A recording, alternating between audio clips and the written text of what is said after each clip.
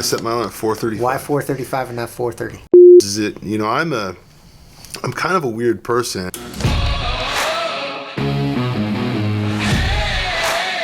You are listening to EMS with your hosts Erik Axene and Matt Ball. All right, so today we're continuing on our series on Thrive, Health and Wellness. Your Thrive acronym. We've talked about team. We talked about health. Yeah. And today we're going to talk about rest, right? That's right. And so another very important, underappreciated dimension of health. That's right. Pillar of our health. Yeah. That's right. So if you like our podcast, hit the like button, subscribe to our channel. If you're looking for CE content, a link to our website will be in the description box. So rest. Yeah, something that you're not very good at. I know that for a fact. Yeah. Well, you know, we do have clock genes. We have clock genes. Clock genes. What does that mean? Well, there's genetically. I wear jeans from Walmart. So. I actually, they have great jeans at Walmart. Absolutely. And Costco, they got great stuff. Why spend all the You know money? you're a dad when you're buying your jeans. Dad jeans.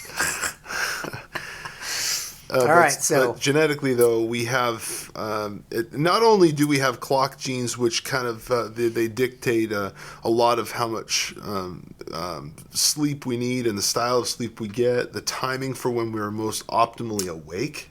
So is this the difference between like morning and night people? Yeah, okay. Exactly. A lot of that's dictated on cortisol levels, and certain people will have higher levels of cortisol at different time of the day, dictated really by circadian rhythms, your pineal gland. There's very complicated relationship between your environment and your internal clock. And, there are intrinsic sleep cycles, intrinsic, sleep medication, for example, that really can affect your pineal gland and some of the internal, rhythms. And then there's external medications that are more extrinsic, more of like caffeine, for example. That doesn't mess up your internal sleep cycle, but it will help you, stay awake without really messing up your circadian rhythms. Right. Whereas a medication like Ambien will really mess with you. You got to be careful. Yeah. Melatonin won't. Benadryl can. Anyway, lots of different sleep aids out there, stimulants. But my point, though, back to clock genes, is that, I'm kind of a weird person. And even as a kid, my parents tell me stories. I'm very weird. But as a kid, my parents would tell me that I just never slept as much as my siblings did. Really? Yeah, I just didn't need as much sleep. It's amazing you grew so big, because my mom used to always say, you got to sleep. Our parents say a lot of things. but maybe there's something to what you're saying, though, in getting sleep. So I'm not saying I just need 2 hours of sleep, right? But I can function really well with no sleep at all. That next day, I'm okay. No sleep at all? No, really. I mean, I can. I've done it many times. How many hours? What's the longest you've ever gone literally without any sleep? Because we've talked before we talked in our Thrive thing about micro naps and different things that even if you get 2-3 minutes, that can make a big difference. Even seconds can be restorative, a micro sleep. Exactly. Micro sleeps. So what is the longest you would say you've gone without any sleep? Well, I don't think it's as long as I even think, because a micro sleep might even just be me daydreaming just for a minute, like, whoa, I'm totally missed what you said, right? Right.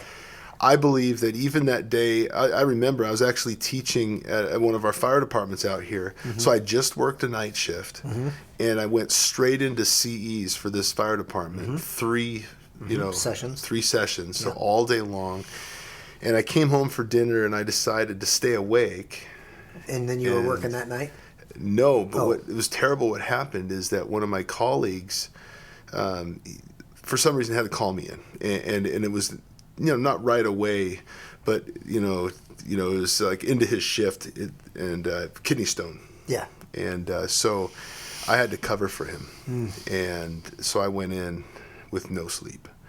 And I'll tell you, man, I crashed that next day. Yeah. But I do remember that. It was a long time. But even then, though, those micro sleeps that I'm sure that I got are restorative. Right. Not actually I can remember we had bad weather days, and I remember working a 48-hour shift. Yeah.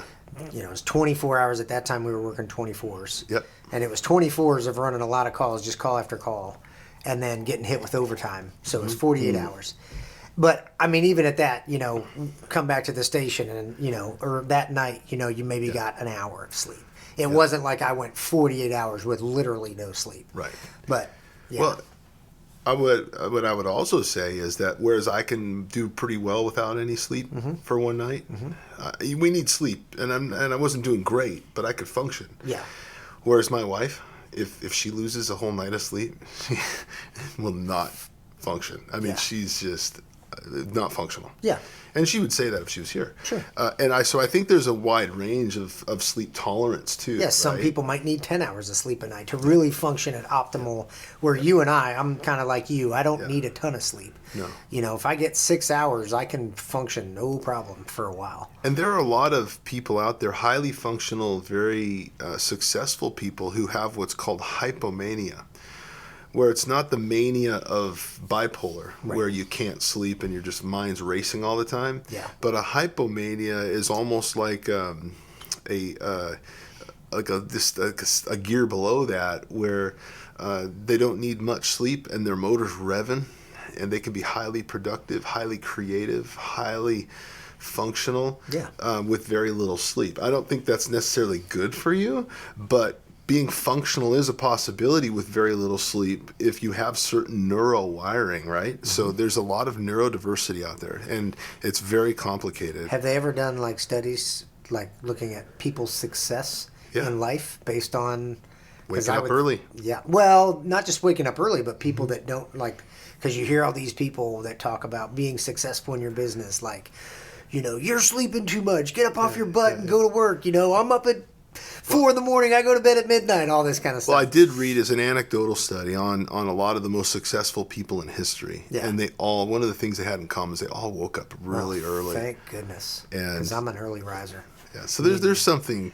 There's definitely something there. Yeah. And I'm definitely more productive in the morning. Yeah. Like when I get up, I'm productive for the first several hours in the morning. Yeah. Come 3, 4 in the afternoon, bro, don't talk to me. Okay. I'm usually starting the downward trend. See, that's where I'm weird. It's like I like to wake up early. I wake up at 4:35 every morning to get to the gym a little bit before 5 a.m. Is this 4:30 or 5 or 4:35? No, 40:35. I set my alarm at 4:35. Why 4:35 and not 4:30? Well, I started setting it at 4:30, and I found that I was waiting a little bit too long for the gym to open, right? Oh, and so then I said I'm going to push it back 5 minutes, get 5 extra minutes of sleep, and so I've got it in a sweet spot right now with the. Maybe TMI. So I wake up 4:35. Go get my workout clothes on, which is all set out the night before. So minimal time getting my clothes on. Now you do this 7 days a week? Lately I've been doing it 6. 6 days. But I have not missed a workout for the Monday, Wednesday, Friday for over a year now. Yeah.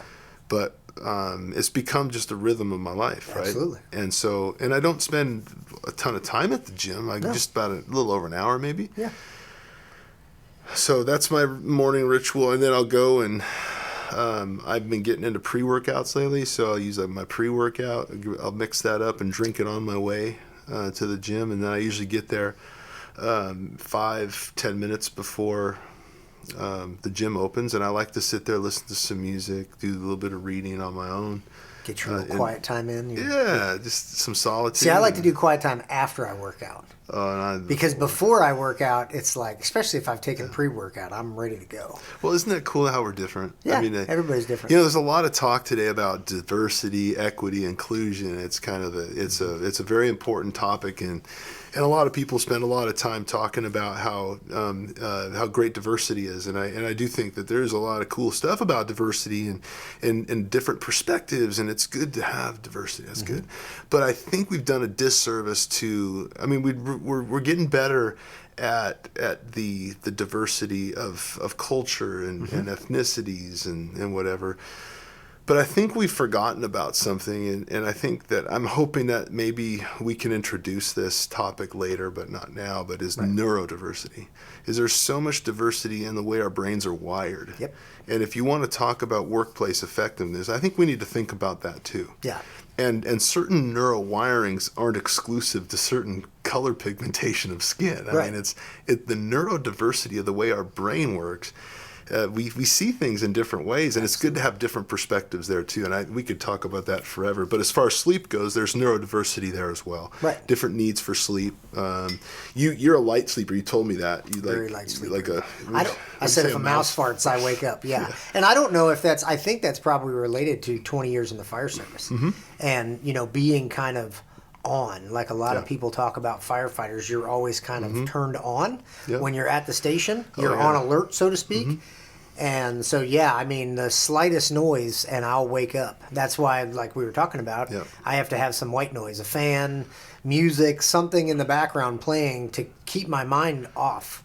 If I'm by myself, like in a maybe hotel or something, or whatever, I like the white noise. Yeah. My wife doesn't. She likes it really quiet. Because we're wired different, right? Exactly. And I sleep fine with quiet too, but my preference would be some light music. In the background. That's 100% pretty awesome. Yeah. But back to the sleep stuff. So, our bodies need sleep. Obviously, there's some differences in how much we need. We're not going to account for that neurodiversity today. We're just going to talk about some of the low-hanging fruit, which is kind of our philosophy with health, as some of those big things that we should think in mind. Simple, but not easy. Nope, simple, not easy. That's right. And I struggle with this because there's so much I want to accomplish, and sometimes my sleep is sacrificed. But there are consequences for me making those choices. So I think for today, as we talk about this from a neurophysiologic perspective, as we talk about sleep and the implications to our health, I think we're just going to assume that we're all the same for now as far as sleep need. There's some variation, but for example, based on literature, we all need between 7 and 9 hours of sleep, right? Yeah. Honestly, I feel pretty good with 6. Yeah, but can you but maybe consistent? Maybe over exactly. Yeah, if you did that for a month, would you be like, "Ooh, I'm dragging"? If I told you that you'd live X number of years longer if you got 7 hours instead of 6, would you sleep 7? I don't think you'd have any problem getting people to sleep more. Yeah. I don't think you'll have any problem getting firefighters to sleep more. Yeah. As long as the tones aren't dropping, they're more than happy to take a nap. I'm glad you reminded me of something I'll just mention real quick as far as sleep. With firefighting, and I've done an overnight ride out. Sometimes I'll ride out at night, and we'll be interrupted for whatever calls through the night, right? Yeah. And then when we wake up, there's always the checkoffs and things we got to do. That's right. If you're in a 24-48, I mean, you got to drive home after a bad night's sleep, and then maybe you've got stuff to do at home. For me as an ER doctor, as a nocturnist, I would only work at night. I knew I wasn't going to sleep at all. And I would come home, and I had a protected period of time at home where I actually got good sleep. Yep. That doesn't happen, especially in like a 48-hour shift. If you're working a 48-96, you have a bad night the first night, and then there's stuff to do. Oh, yeah. Yeah, right? If you got training the you next day. You can't just go sleep. Hey, Chief, sorry. Right. Get your butt over here right now. Yeah, that doesn't work that way. So I think it's tougher for you.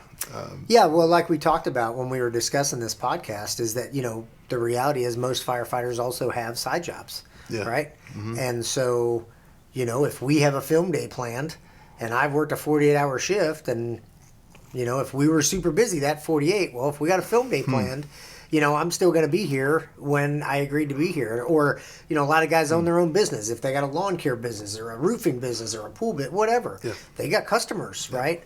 And so I think sleep is one of those things that's why, now nap time at the fire station is a real thing. Yeah. Firefighters, and I think it's an important thing. And one question I wanted to ask you from a physician perspective. I've heard this, but maybe you can confirm it. Even if your sleep is broken up, so let's say I get 4 hours of sleep because of calls.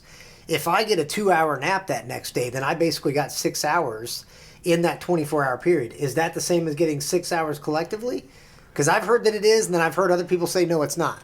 Well, it depends. It depends on when you woke up. Okay. So you may have gotten, if you're keeping a stopwatch and you're trying to get to your minimum of 7 hours, and you've got 3 different periods of time. Well, now these things slept, track your sleep. They do, yeah.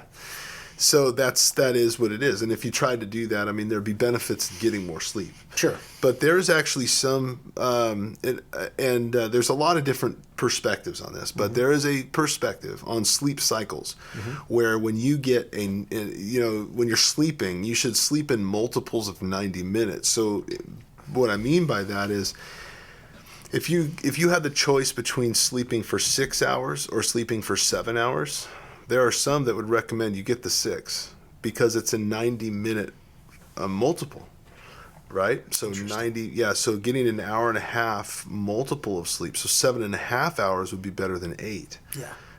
9 would be better than 10. Right. So by getting multiples of 90 minutes, and the reason why is because the sleep cycles tend to be like when you go through a full sleep cycle with the REM and the deep and all that, the different sleep cycles, it's usually about 90 minutes long. And then, so if you wake up in 90 minutes after you go to sleep, you're going to feel pretty good because you're between sleep cycles. When you get woken up in the middle of a sleep cycle, it can be jarring and not feel really wasted, good. yeah. Have you ever woken up and felt really good? Oh, yeah. Versus maybe felt really bad? Yeah. We've all felt that way, right? Yep. Oh, yeah. So sleeping in 90-minute cycles is a perspective of some. You could try it out. I'll do that when I set my alarm. So I'm going to bed. Let's just for ease, say it's midnight or 10:30. 10:30 to 4:30, 6 hours. Yeah, or 10:30 to 6, right? Yeah. 7.5 hours. Yeah. So you can plan your sleep by getting whatever. Now, as a firefighter, I say you get what you can. Oh, yeah. Because you don't know what's going to happen. You never know what's going to happen, and it's not up to you. Yeah, you could get toned out. You go to bed at 10 o'clock, and at 11 o'clock, you get toned out to a fire, and you're out there till 4 or 5 in the morning. I don't know if Had those nights. Yeah, and I don't know if you know this, but so right now I'm number 1 on the call list for a bunch of different fire departments in our area. Yeah. And so in the middle of the night, I get calls. Sure. So I get woken up, and then I got to take the call and figure out what's going on and make the recommendations, do whatever we need to do. Right. And so I feel it a little bit to a certain extent, where in the middle of the night the tones go off and you got to be on point. Well, we got to get up. High. You got to walk out. You got to go. Yeah. Oh yeah. There's been several times when I've been on the ambulance, and I've probably done it myself, but I've been on the ambulance and I'm pretty sure my partner was asleep. Whether he was driving asleep, especially if we'd had a super busy night and it's call 4 or 5 after midnight, and he's just going through the motions, of driving the ambulance. Oh yeah. Yeah, for sure.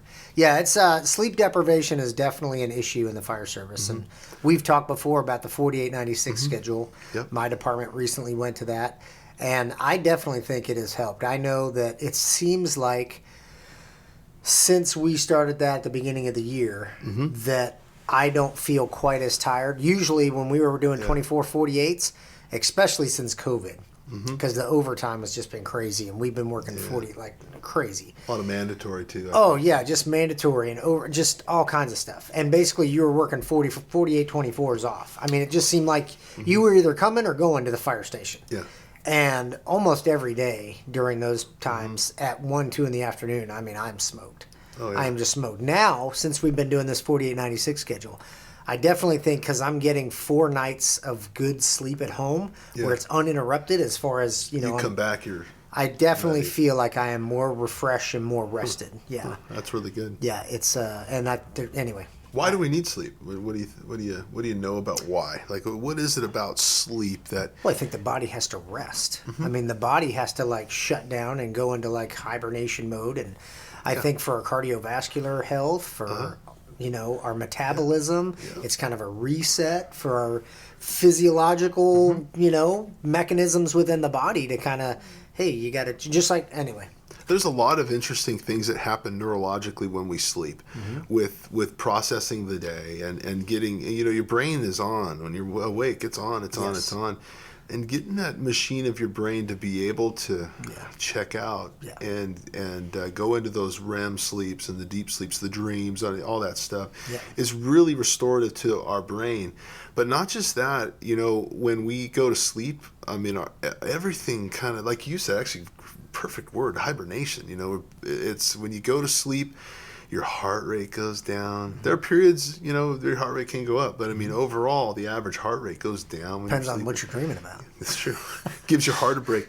Here, public service announcement, though. It has to do with sleep. It's a very important topic. And actually, I don't think we've even talked about this together. Sleep apnea. I was gonna bring this up. Yeah, because it's a big thing in the fire service. It is, and I've talked to a lot of people that say my lungs are fine. I don't need it has nothing to do with your lungs. Actually, has everything to do with your heart. That's right. And we're not going to get into the pathophysiology of sleep apnea. There are different causes for sleep apnea. There are some central causes and some peripheral causes, but the point is we interrupt our sleep, and the heart pays the price. Because our lungs are absolutely amazing with their blood vessels in there. Yeah. When we get a little hypoxic, O2 sats go down, the blood vessels constrict. Oh, yeah. And now your heart, when you're sleeping, is pumping against a pressure, and now your heart's working all night long, and then you wake up and your heart starts working again. Doesn't get rest. I studied this when I took an anatomy, animal physiology class. Mm-hmm. And they have found, it's not perfectly lined up, but most animals get about X billion number of heartbeats. And I can't remember exactly what the number was, but the point still, I think, it rings true. Mm-hmm.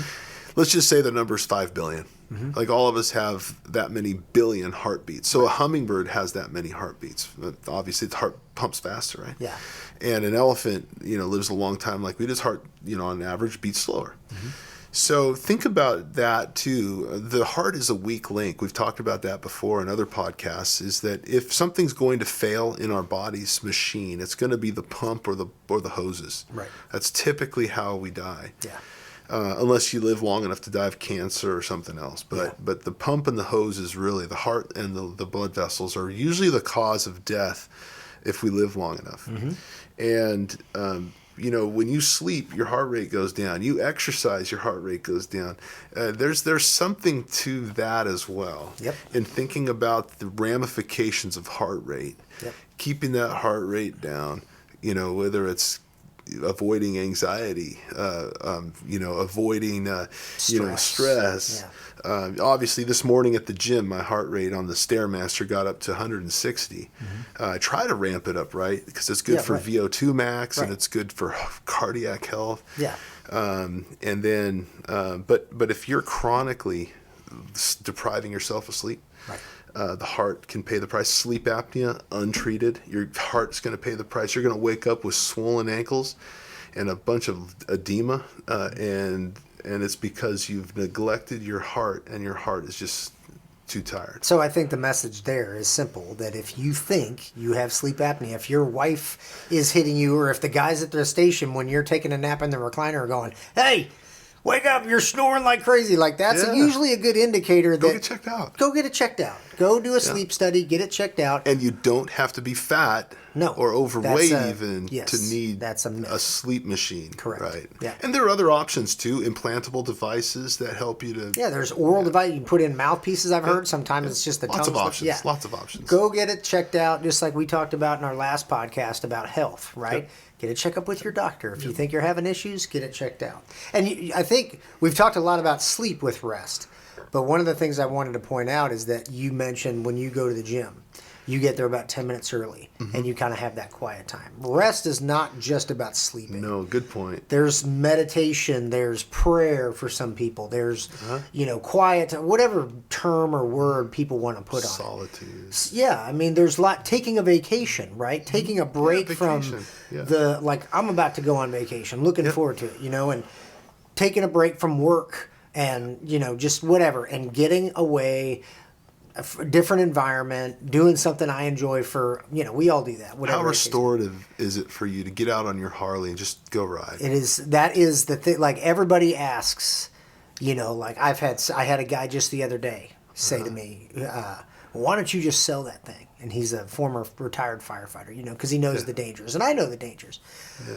But the peace that I can feel, kind of like you were saying, when I'm on my motorcycle and it's like the whole rest of the world can melt away and it's just peace and quiet, it's me and my thoughts, cruising along, and which is kind of an interesting side note, is you're so hyper focused on riding safely in traffic conditions, right? Yeah. That you forget about all the talking in your brain kind of shuts down. At least in my brain it does. So yeah, riding a motorcycle for me is very therapeutic. There's an old saying that you'll never see a motorcycle parked in front of a therapist's office. That's very true, because a lot of people on motorcycles use it as therapy. And I can say that that's for sure in my opinion. But again, you talked about it's not just about rest. There's lots of things that we need to do. That's why about sleeping. And it's really about restoration. So sleep is maybe the biggest way our body restores itself and readies itself for the next day. Yeah. If we take away that restoration from our body, we're hurting our body. And the ramifications on our health have been correlated with diabetes, high blood pressure, mental health. There's a ton of problems. Heart disease has been linked to poor sleep, and it's really important for us. I think there's 6 pillars we're talking about, but sleep and restoration, these are really important factors for us. You may be wanting to be more healthy. It might be more important for you, and I don't mean you, Matt, but I mean you, whoever's listening, to think about taking a vacation, to think about, well, what do I like to do? I know I don't have a motorcycle like Matt, my wife will let I like me. to paint. I like to play the guitar. I like to whatever. We forgot our guitar today. Anyway, so those are kind of fun. Have fun with it. What do you like to do? Yes. Give yourself the grace to be able to go do something you like. Yeah. Man, I remember when I was in school, I really liked to sculpt. I'm going to get back into it, or whatever it is. I want to learn something new. And the reality is, you become, a lot of people, I think they sacrifice their hobbies because they're like, I need to be focused on work or school, right? Or I'm in med school, I'm super stressed out. Yeah. Well, the reality is, you might actually be more productive by giving your mind and your body that rest time, that restorative time. Here's a great analogy that maybe we could leave with, is the sponge. My mentor taught me this, and I've never forgotten it. And he used the sponge as an example. We go through our day soaking stuff up, whether we're learning or experiencing or trying to get better at whatever job we have, or be a better husband, father. I mean, it's hard work to live a life where you're really working to better yourself and to be a better citizen, a better human. Yeah. Human. Just all in. Yeah. But it's really important, though, to take that sponge at the end of the day that's saturated, just to wring it out. Empty your sponge so you have room to put stuff in again. That's interesting. And so by getting a full night's sleep and by having those habits through the day where you take a ride on the Harley every now and then, or play the guitar, work out, you're doing things that wring your sponge out, so you're actually ready to absorb. And actually, this is the way we create lectures. It's a microcosm of it. We rarely teach for more than 10 minutes. Right. So the brain can take a rest and we switch gears. It's like wringing out that sponge. Yep. Because when you're watching Death by PowerPoint for an hour and it never stops, you just, Hey, that's a great way to go to sleep, though. It's a great way to go to sleep. But when we make lectures, though, we're engaging the learners, and we understand some of that neurophysiology, and that's some of what they learn when as a teacher, right? Yep. So, anyway, that's all good. that I like that. Squeeze that sponge out. Remember that, whether it's a good night's sleep or doing something that just restores your soul. Vacation, time alone, whatever. Time with your spouse, maybe. Something that's date restorative. Night, restoration, and not just restorative to you personally. It could be restorative, like you said, to a relationship, or to just something that just recharges you. Something unique. To me, riding a motorcycle would certainly add strife to my marriage. Right. It does to most marriages. Really? Oh yeah, most of the Donna guys doesn't like it. Oh no, Donna doesn't mind. She doesn't mind me riding it. She knows that I enjoy it. But I've got friends. Oh, my wife would never let me have a motorcycle. Deborah does not like me. I used to own a couple motorcycles, and I got rid of them. Yeah, I miss it though. That's pretty special. Yeah. But the sponge. Wring out the sponge. Wring out the sponge and enjoy life, but let your body rest. Yeah. That's a huge part of health, and it's something that we need to really consider as being something important. Yep. Don't neglect it. It's in our fast-paced society, it's easy to neglect. So we are busy. Good talk. See you in the next one. Be safe, fellas. Thank you for listening to EMS, the Erik and Matt Show.